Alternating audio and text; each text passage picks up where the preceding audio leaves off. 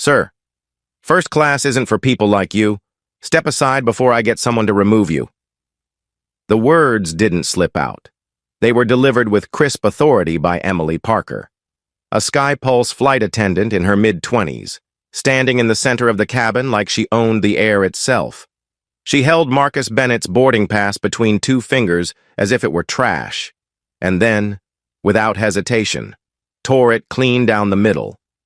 The sound of paper ripping echoed louder than the engines outside. She smiled. Not politely, not nervously. She smiled the way people do when they think no one will challenge them. And in that instant, the cabin went silent. Before we begin this story, have you ever been told you didn't belong and chose quiet strength over anger? Then this story is yours. Watch what happens when power doesn't scream. It acts. And tell us, where are you watching from? Marcus didn't react right away.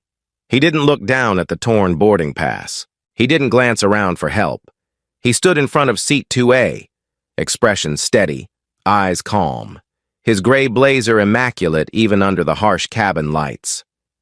"My name is Marcus Bennett," he said evenly. "Platinum ticket? Seat 2A. Scanned and issued." His voice didn't waver, but Emily was already tapping on her airline-issued tablet, acting out a routine she'd rehearsed in her mind long before he boarded. She turned the screen toward him. "According to this," she said, tapping the red text flashing across the screen, "your seat's been revoked. System flagged it as invalid. You can try economy. If there's room..." In seat 2B, Catherine Hayes, a hedge fund manager in her 50s, decked out in diamond studs and entitlement, leaned forward, removing her sunglasses with deliberate slowness. "I'll take 2A, she said, flashing a manicured smile. "I'm in 4A, but if he's been downgraded, I'm happy to upgrade, let's say, 200,000 in SkyPulse shares for the switch." She didn't look at Marcus as she said it. She looked at Emily, like they were sharing a joke at his expense. That should help smooth things over. Several rows back, Tyler Brooks raised his phone. "Did she just say that?" he whispered to no one. To everyone. His followers were already watching. "Yo, this is some real next-level discrimination." Across the aisle, Mia Collins, a consumer rights advocate known for live streaming airline misconduct, began broadcasting. She didn't speak yet. She didn't have to. The image was clear. A black man, calm and composed, being denied a seat he paid for, while a white woman tried to buy it out from under him. It didn't need narration. A few rows behind them, a boy's voice broke through the tension. "Daddy, why is she picking on him?" 9-year-old Noah Davis clutched his iPad, wide-eyed, his father Michael frozen in quiet fury beside him. Michael didn't answer, but he knew the answer. Marcus didn't argue. He simply repeated, "I was confirmed for 2A. Emily didn't even bother responding. "Ladies and gentlemen," she announced, turning toward the cabin, "we're experiencing a brief delay due to a ticketing discrepancy. Please remain seated while we resolve the issue. This should only take a moment." She glanced back at Marcus as if daring him to raise his voice. He didn't. In seat 4D, Rachel Turner, his assistant, poised and unreadable, was already typing on her phone. She didn't look at him, didn't speak aloud. She simply tapped, "Protocol SkyPulse initiated, 7 minutes counting, confirming internal escalation." In 5A, Olivia Reed, SkyPulse's own ethics officer, traveling quietly under an internal review directive, received Rachel's alert and opened her secure memo draft. Her fingers began logging, boarding pass torn deliberately, passenger misidentified, no verification attempt, live footage in progress. She flagged the behavior for direct review by the chairman. Subject, Title 6, violation, ATL Gate 3, Flight 739. Emily hadn't finished. Another flight attendant passed with a tray of water bottles. One, unsteady, tipped. A full splash landed on Marcus's jacket, soaking the left side. The attendant gasped. Emily didn't. She watched it happen and said, "Guess it's not your lucky day." Tyler's camera captured it all. The comment. The silence that followed. Mia whispered into her mic. "This is targeted. It's not just one mistake. This is layered." Marcus dabbed his jacket with a cloth he pulled from his inside pocket. His eyes never left Emily. She looked uncomfortable for the first time. Just a flicker of it. But then she doubled down. "You can take it up with corporate," she said, turning away. "We don't make the rules. We just follow them." Rachel sent the next text. Chairman Walsh notified. Legal clearance active. Acquisition prep underway. ETA, under 5 minutes. Marcus tilted his head, eyes flicking to Olivia, then to Rachel, then back to Emily. She didn't notice. She was too busy chatting with Catherine, who was still talking about stock options.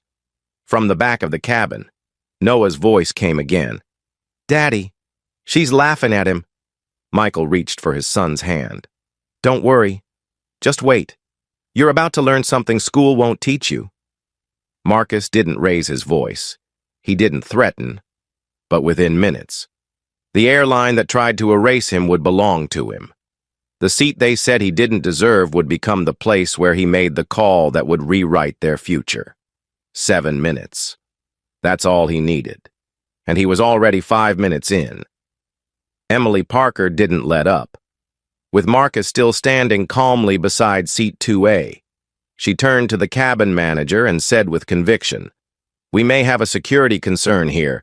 Passengers refusing reassignment and displaying non-compliant behavior."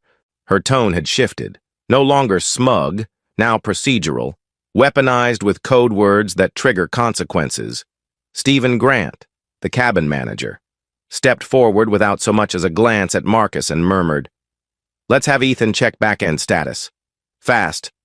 From seat 1D, Ethan Myers, a SkyPulse data analyst assigned to technical onboard support, unbuckled his belt and pulled out a sleek airline-issued tablet. His fingers moved quickly across the screen, accessing the live manifest and internal logs. But what should have been a routine verification had a strange rhythm to it. His hands weren't just reviewing, he was altering. From her seat in 4D, Rachel Turner immediately recognized what he was doing. Ethan wasn't confirming Marcus's ticket. He was rewriting the logs in real time. A full override of his verified boarding status was underway, executed on a device no regular passenger could access. She sent a silent message to Olivia Reed in 5A. Data tampering confirmed. Live manipulation? Escalating now. Olivia, SkyPulse's internal ethics officer, already had her report open. What began as a Title VI violation was now shifting into something more dangerous. Documented evidence suppression during a discriminatory incident. She began updating her internal complaint. Tampering observed via in-flight analyst, non-passenger interference, tech authorization overreach, all while the cabin streamed live. Marcus stood motionless as Ethan finalized his adjustment and showed the altered record to Stephen, who nodded and turned toward Emily. "We've flagged him as unverified. Move forward with the report." Emily's smirk returned like a switch had flipped. "Passenger 2A, your presence is unauthorized. You're now being considered a flight risk under FAA Code 121.2580. She spoke loudly, deliberately using phrasing that triggered legal escalation and would echo in passenger minds. "Comply immediately." In 2008, Marcus had stood in the middle of a skyscraper lobby on Park Avenue, facing a similar setup: 3 white executives, 1 forged audit, and a false ethics violation that killed a $90 million real estate deal. No one in the room had spoken louder than him, but all had agreed afterward that he was the problem. He'd walked away, bought the building next door, and turned it into one of the most profitable data centers in Manhattan. The men who rejected him now paid him monthly rent. Now. in this narrow cabin with recycled air and fluorescent lighting. Marcus saw it again. A lie, layered inside a process, disguised as policy. A few seats back, Tyler Brooks was still recording. "He's not a risk," he said loudly. "He hasn't moved. He hasn't raised his voice." In the aisle across from him, Mia Collins had caught the exact moment Ethan altered the manifest. Her stream had already reached 80,000 viewers. "We just watched them change his status live," she whispered. "They're erasing him in front of us." In the back rows, whispers grew louder. Passengers leaned into one another. Some were pulling out their phones. The ones who didn't speak wore the same look, a dawning recognition that something awful was unfolding in plain sight. Noah Davis, still perched in row 6, looked up at his father and asked, "They said he's a risk now? But he's just sitting there." Michael Davis squeezed his son's hand and answered softly, "That's what people say when they want to get rid of someone they can't control." He kept his eyes forward, locked on Marcus. "Just watch." Rachel's phone buzzed. CNN's content acquisition team had picked up both streams and submitted a live usage request. Their editors were already cutting the scene into a segment. Rachel tapped a quick response. Approval granted. Simultaneously, Olivia sent a flagged internal report directly to Chairman Robert Walsh. Her message included video timestamps, employee names, and a single concluding line, "CEO-level intervention advised before full media combustion." 2 minutes later, the cabin monitors flickered, without warning. Every seatback screen switched to a live CNN news alert. The headline scrolled in bold across the top. "Black CEO denied first-class seat. Live footage under review." A 2-minute clip began playing on loop. Marcus's boarding pass being torn. Catherine Hayes's stock bribe. The water spill. The tampered tablet. No narration needed. The images told everything. Gasps filled the cabin. Several passengers straightened. A woman in 3B whispered, "That's this flight." Someone in 1C pulled out his phone and said, "That's the guy right there." Emily, realizing what was happening, lunged toward the controls near the front galley. "Shut the Wi-Fi down! Cut the screens!" Ethan scrambled toward a panel on the bulkhead and pressed a sequence of override commands. Nothing changed. Olivia had already initiated an executive-level lockout. The feed would play for 7 uninterrupted minutes. No one, not even the pilot, could stop it now. Then, without a word, Marcus reached into his briefcase and retrieved a second phone. As he unlocked it, Emily stepped forward and slapped it from his hand. It crashed against the carpeted floor, skidding halfway under the seat in front of him. The cabin went dead silent. She stood over him, shaking. "Put that away. You're escalating a federal disruption." Her voice cracked. For the first time since he boarded, she sounded unsure. Rachel stood. "You just struck a passenger," she said, calm but ice cold. "And you did it in full view of 2 cameras, 20 witnesses, and your own company's compliance officer." She turned slightly. "That's aggravated misconduct and grounds for termination, effective immediately." Emily looked to Stephen for help, but Stephen was staring at the screens, watching the feed play his name, Ethan's face, and her actions in crystal-clear footage, in seat 5A. Olivia finally rose and lifted the lanyard around her neck so everyone could see it. "Skypulse Corporate Ethics. I am now assuming authority over this flight's conduct report. Further interference may trigger a full regulatory investigation." Catherine's voice piped up from 2B, now brittle. "Is this a setup?" she asked. "You're all overreacting. This doesn't need to be public." Tyler's voice responded without hesitation. "It is public. It's already out." And then, through the growing noise, Noah Davis shouted from the rear, "He's not doing anything wrong. You're all just scared of him." His voice echoed in a way that didn't sound childish. It sounded true. The kind of truth adults forget how to say out loud. And still, Marcus Bennett hadn't raised his voice. Not once. Emily didn't know what to do anymore. The confident edge that once lined her voice had evaporated, replaced with flickers of panic behind narrowed eyes.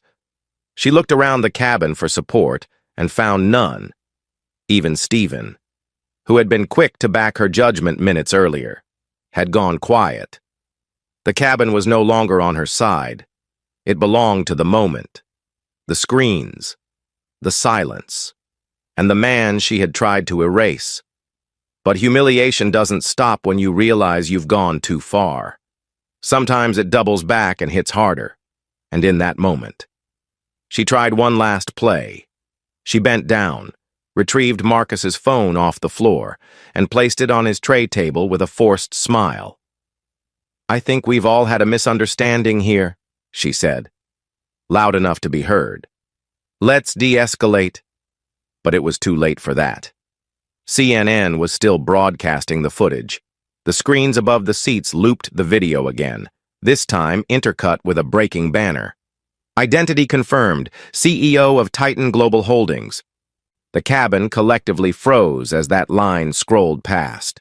One man leaned forward and whispered, "Wait, that's him? The Marcus Bennett?" Another voice from the back, "He owns half of Silicon Beach." Phones came out again, now not to record, but to Google. Within seconds, the facts were staring every passenger in the face. Net worth, $50 billion, acquisitions, 92, company footprint, global. The man denied a seat wasn't just anyone. He was someone they all knew, just not by face. Not until now. Marcus didn't acknowledge the news. He sat still in his seat, hands resting on the armrests, eyes trained straight ahead like nothing had changed. In his world, nothing had. The only difference was that now. Everyone else could see what he'd been quietly carrying since the first insult. But Emily wasn't done embarrassing herself. She took a step forward and, trying to salvage what little authority she had left, reached for the briefcase he had resting under his seat. "We still need to clear unauthorized belongings," she said without looking him in the eye. Marcus turned his head slowly. "You've been warned once about personal space." His voice wasn't angry. It was deliberate, slow, edged with finality. But she opened the latch anyway. The moment the case opened, a neatly folded briefing document slid out. SkyPulse internal financials, branding proposals, and a signed letter of intent addressed to Titan Global Holdings. Stephen's eyes landed on the letterhead and went wide. Ethan, peering over his shoulder, turned pale. Emily's hand froze mid-air. The document fell to the floor with a quiet thud, but its impact shook the entire front cabin. One of the nearby passengers, an older gentleman in a business suit, stood up halfway and whispered, "Is this guy about to buy the airline?" He wasn't wrong. Tyler Brooks was still filming. His voice broke the hush like a match strike. "Ladies and gentlemen, I think the man they just humiliated is about to own the plane we're sitting on." Mia turned her camera to Rachel, who had now opened her laptop and was tapping in a secure authentication code. A loading screen blinked to life with a familiar logo, SkyPulse Executive Dashboard, Acquisition Portal. She entered Marcus's credentials, green light, verified. The crowd wasn't breathing anymore. They were watching history on a tray table. At that moment, a napkin flew through the air and landed on Marcus's lap. It wasn't accidental. Catherine Hayes had thrown it, lightly, but intentionally.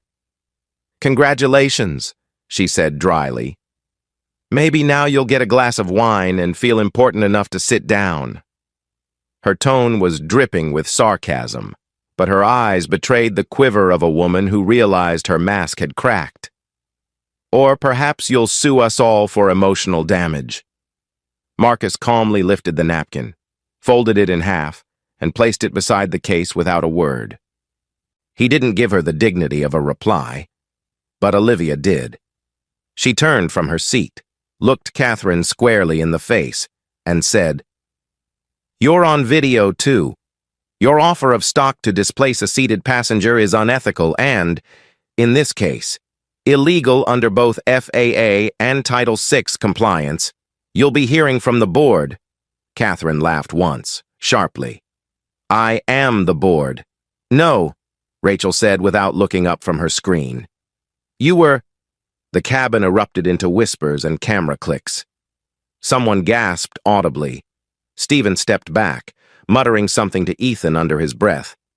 Emily retreated to the galley without another word. But it didn't matter anymore. The fire had already spread. The broadcast loop shifted again. CNN was now streaming a side-by-side image. On one side, Marcus seated calmly with a towel across his lap, and on the other, headlines from Sky Pulse's previous diversity pledge campaign. A voiceover from the anchor played through the cabin speakers.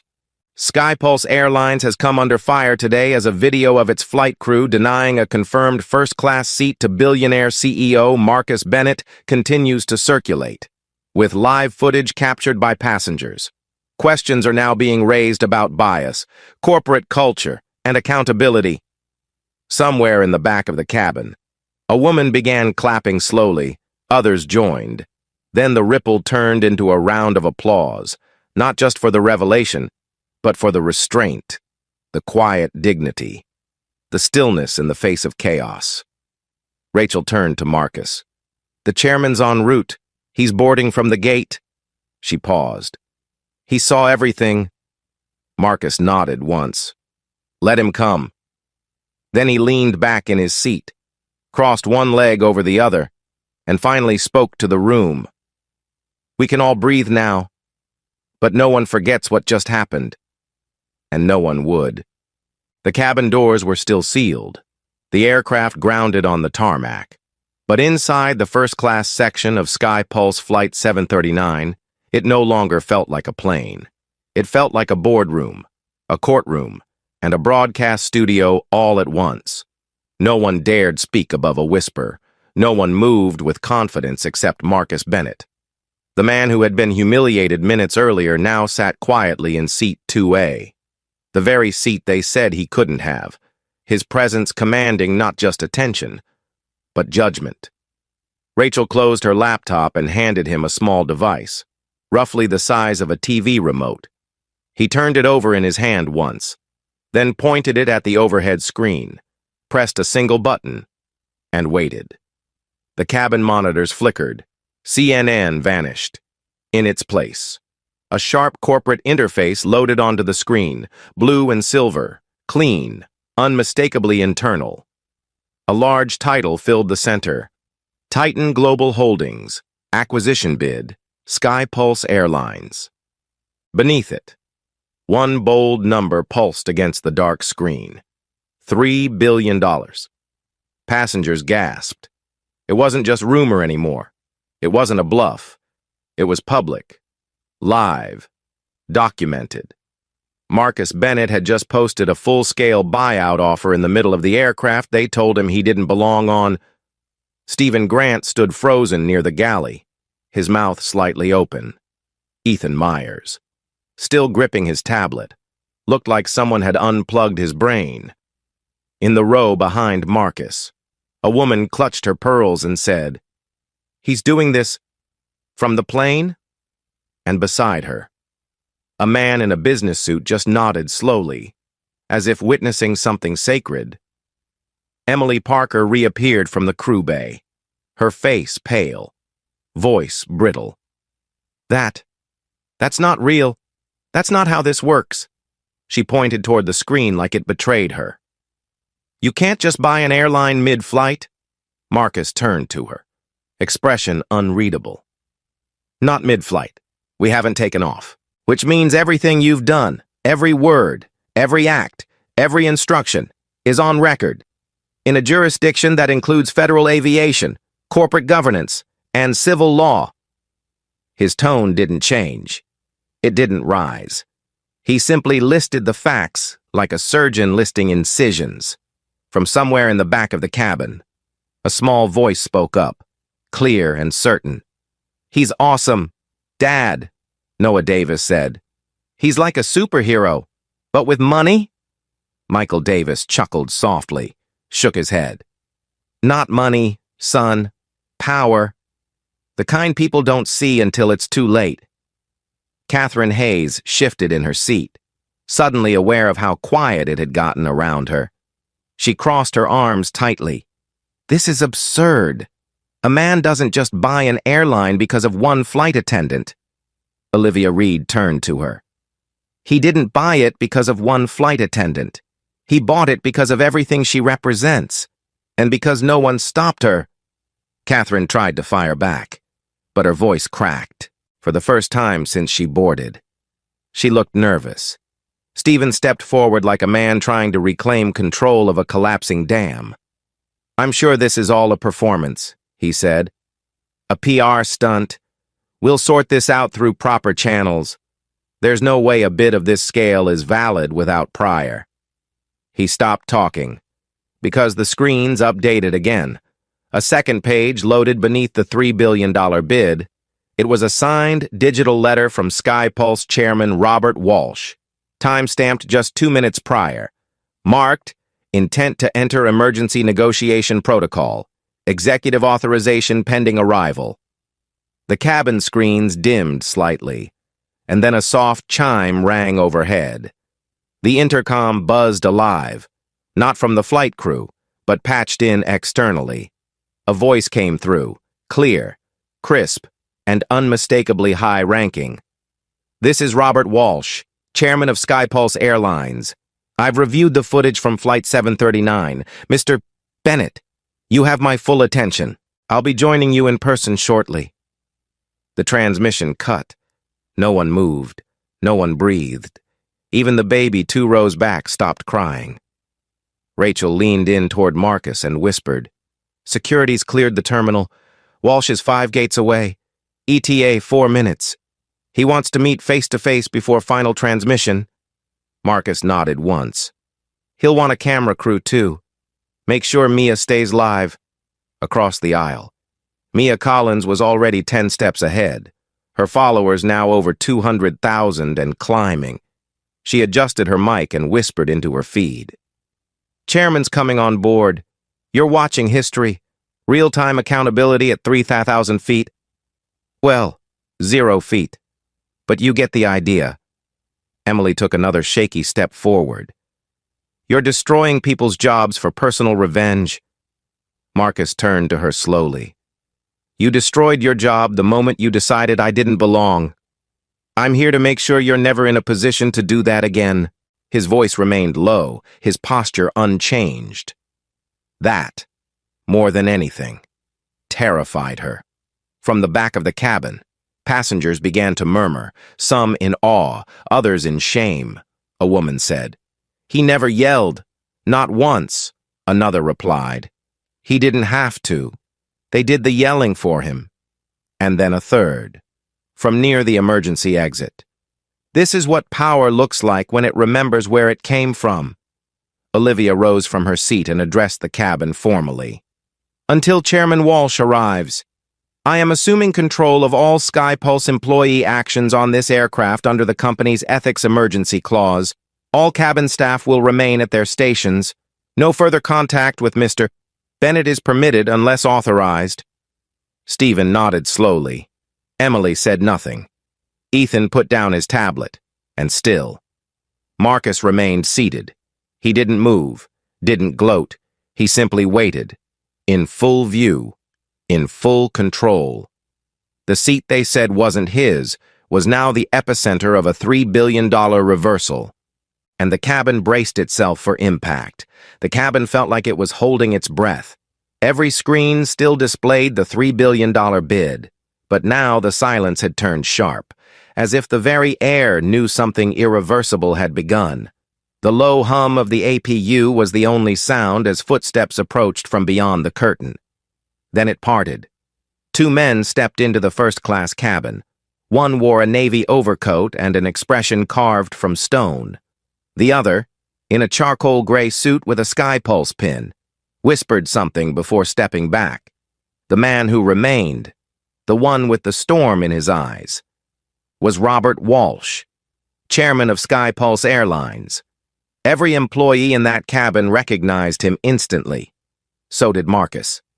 But Marcus didn't rise. He remained seated, composed.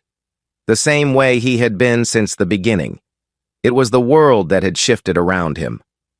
Walsh took 2 slow steps into the cabin, looked at Emily first, then at Stephen, then at Marcus. "Mr. Bennett," he said, voice firm but without bluster. "You have my full attention." Marcus returned the look without flinching. "You had it the moment your staff tore my ticket in half. You're just now realizing it." Walsh gave a shallow nod, acknowledging more than guilt. He was acknowledging defeat, even if he couldn't yet say the words. "I've seen the footage. I've reviewed internal systems. I came here to see for myself what cannot be denied on screen." He turned to Stephen. "You are relieved, effective immediately." Then to Ethan. "You've been recorded committing system sabotage. Turn over your device." Ethan fumbled with his tablet, then handed it to the chairman's aide, who placed it into a black pouch and sealed it. And then Walsh looked at Emily. She tried to hold his gaze but failed. Her lip twitched. "Chairman, I acted based on flight data and passenger compliance." He cut her off without raising his voice. "You acted on bias. You tore up a platinum boarding pass based on how a man looked. You called him a threat without cause. You physically struck a passenger, and you did it on a flight that was grounded, meaning every word you spoke falls under corporate review, not FAA shield." She opened her mouth again, but he held up a hand. "You are terminated. Now." Emily staggered back a step. "But now," he repeated. She glanced at Marcus like she wanted him to say something, but he didn't. He didn't owe her anything. The silence was her answer. Catherine Hayes shifted uncomfortably in her seat. Her arms were still crossed, but the confidence was gone. She started to speak, but Walsh cut her off as well. "Ms. Hayes, your conduct is under review. Your offer of stock in exchange for displacing a confirmed black passenger violates multiple ethical policies. Consider yourself suspended from board access until further notice." Catherine's face froze in disbelief. "I am a primary shareholder," she whispered. "You were," Rachel said behind Marcus, "until the board vote passed 30 seconds ago." She tapped a final confirmation on her phone. "It's done." Walsh turned back to Marcus. "Your offer is accepted, contingent on legal review. SkyPulse will enter transition under Titan Global Holdings as of midnight Eastern Time."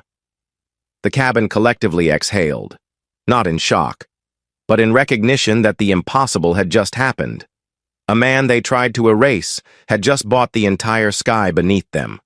Marcus finally stood, slowly, deliberately. He buttoned his blazer and looked around the cabin, not just at those who wronged him, but at those who watched. "I wasn't going to say anything," he said. "I didn't need to. I've sat through enough meetings where silence said more than shouting ever could. But let's be clear, this wasn't about a seat. This wasn't about comfort. This was about what happens when someone in power decides who belongs, and what happens when they're wrong." He turned to Olivia. "How many reports like this have gone unanswered?" Olivia answered quietly. "Hundreds. Maybe thousands." Marcus nodded. "Not anymore." He looked down at Emily one last time, who now stood with her badge removed and her arms trembling. "You said first class wasn't for people like me? But the truth is, this airline isn't for people like you." From the back, Noah clapped again, louder this time. The sound cut through the tension, like light cracking through storm clouds. One passenger joined, then another. A ripple turned into a round of applause. And then, from the very seat they denied him, Marcus said what no one else could. "As of this moment, SkyPulse belongs to me, and we're going to build an airline where nobody ever has to prove they belong." Tyler Brooks lifted his camera. "You heard it live. Folks, Marcus Bennett just bought the company mid-flight. No lawsuits, no protests, just power, wielded right. Rachel stepped forward. Chairman Walsh, I'll coordinate with your transition team. He nodded. We'll make it smooth. But this... He looked around the cabin, at the passengers, at the crew. This will never happen again. Then he turned to Marcus one last time. You didn't just buy SkyPulse. You made it honest. Marcus looked around one final time, then sat down, calm, resolved. The seat he paid for was his again, but this time, it came with a company and a legacy. The doors to the aircraft remained closed, but inside, everything had changed. The tension that had once suffocated the first-class cabin had lifted like storm clouds clearing after a downpour. Emily was gone, escorted out quietly by ground staff without ceremony or apology. Stephen and Ethan had followed minutes later, their uniforms stripped of authority, their reputations already shredded by the footage circulating across every major network. The name Marcus Bennett trended on every social media platform, not just as a headline, but as a symbol of quiet defiance, strategic power, and public reckoning. Marcus sat once more in 2A, the seat they told him he didn't belong in. But now, no one could look at that seat the same way. It wasn't just leather and legroom anymore. It was the command center of a billion-dollar reversal, a place where humiliation had been transmuted into history. Olivia remained nearby, reviewing ethics logs and regulatory handoffs, while Rachel coordinated real-time documents with SkyPulse Legal. Walsh had returned to the gate, but not before shaking Marcus's hand and saying, without microphones or cameras, "Thank you for making this real." No one said what they both understood, that no internal audit, no HR email, no diversity campaign could have exposed the rot quite like what had unfolded in these last minutes. The passengers had grown more vocal now, not in protest, but in gratitude.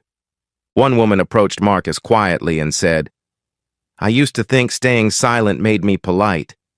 Now I see it just made me complicit." Another handed him a note scribbled on a cocktail napkin. It read, "You didn't just save your seat. You saved ours too." Even those who had said nothing, those who looked away while Emily tore the pass, now nodded to him in acknowledgement, in apology, in respect. Tyler Brooks was still streaming. His phone had become an unintentional news channel, and his audience had passed the 2 million mark. Mia Collins remained beside him, coordinating with her advocacy network to ensure SkyPulse couldn't sweep this moment away with press releases or performative reforms. "This," she said to her followers, "is what justice looks like when it's backed by resources. But we shouldn't need a billionaire in the seat for the system to care." Marcus listened. He heard every word, and when he finally spoke, he didn't direct his voice to the cabin crew or even to the cameras. He addressed the passengers, the witnesses. "This shouldn't require cameras," he said. "It shouldn't require money. You shouldn't need to own something to be treated with dignity inside it." His words weren't loud, but every syllable landed. "SkyPulse will change, not just because I said so, but because you saw it, you felt it, and you'll never forget it." Rachel leaned down and whispered something into his ear. He nodded. Then he stood, took a slim tablet from his briefcase, and tapped into a secure portal. The screens above flickered again, this time not with CNN or legal documents, but a new logo, Air Equity. It shimmered across the cabin in bold silver type. Beneath it, a tagline appeared, "The future of fair skies." Marcus looked up. "This is what comes next." He said, "Air Equity isn't just a system. It's a global AI-powered platform that monitors, records, and verifies passenger treatment, crew behavior, and corporate accountability across every airline, not just SkyPulse. It flags bias, it reports misconduct in real time, and it protects people before stories like mine need to be told. There was a beat of stunned silence, then applause, not the polite kind, but full-bodied, real. Even those who had been skeptical now saw the scope of what was unfolding. Marcus wasn't just reacting, he was rebuilding, restructuring, reforming from the inside out. Noah Davis turned to his father, eyes wide. "Dad, that means nobody will get pushed out again, right?" Michael nodded. "That's what it means. Son, that's exactly what it means." Tyler looked directly into his camera. "This isn't just a win for Marcus Bennett. This is a win for every person who's ever been told, 'You don't belong here.' Now there's something watching, something that remembers."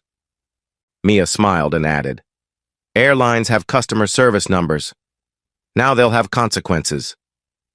Marcus remained standing a moment longer, letting the gravity of the announcement settle over the cabin like calm after a quake. "We're not just buying back power. We're putting it in the hands of people who never had it. Every flight, every gate, every crew. This is the new altitude of accountability." He returned to his seat. There was no fanfare, no music, just clarity, and the weight of something irreversible. The aircraft never left the ground that day, but everyone on board knew they'd been somewhere, not just across a tarmac, but across a line, between how things used to work and how they could. When Marcus Bennett stood and claimed ownership of the airline that tried to strip him of his seat, he didn't just correct a mistake. He altered the blueprint of accountability in a space that too often rewarded silence and overlooked dignity, but even power, once exercised, demands what comes next. And Marcus knew that real change only begins when punishment ends. Emily Parker was escorted from the aircraft without a word. Her termination became instant and total, within hours. Her name trended alongside footage of her tearing Marcus's boarding pass and slapping his phone to the floor. Old complaints resurfaced. Former colleagues spoke up. News outlets ran exposés with titles like "The Face of Bias in Blue" and "How One Flight Attendant Brought Down a Fleet." It wasn't revenge. It was exposure. And this time, no uniform could protect her from the truth she thought no one would challenge. Catherine Hayes resigned under pressure 2 days later. Her bribe, captured in HD and broadcast globally, triggered an ethics review across multiple boards where she held positions. Investors pulled out. Her own fund's value dropped overnight. Her smirk in Seat 2B would be replayed as a cautionary image of arrogance masquerading as class. She issued a statement. It was too late. Ethan Myers, the analyst who altered Marcus's records mid-flight, was permanently banned from working in aviation data security. His actions weren't seen as personal. They were procedural, systemic, and symbolic of a deeper flaw. FAA regulators launched a full investigation, but Marcus never named him. He didn't have to. The world already had. Stephen Grant disappeared without ceremony. No one asked where he went. No one needed to. But Marcus never gloated. He didn't call press conferences. He declined interviews. His power had been used in public. His legacy would be handled in private. A week later, a new initiative appeared on Titan Global's official website, the Sky Equity Fund. Seeded with $150 million and a mission to support victims of transportation discrimination across the country, the fund covered legal fees, launched independent investigations, and partnered with aviation schools to train future flight crews in cultural literacy and bias prevention. It was justice, not in courtrooms, but in classrooms, terminals, and training halls. Shortly after, another tool went live, Flight Hope, a mobile app built in 72 hours by Marcus's engineering division. It allowed passengers to anonymously report mistreatment mid-flight, auto-forwarding incidents to third-party review boards, regulators, and, when needed, the public. Within its first week, The app recorded over 8,000 verified reports.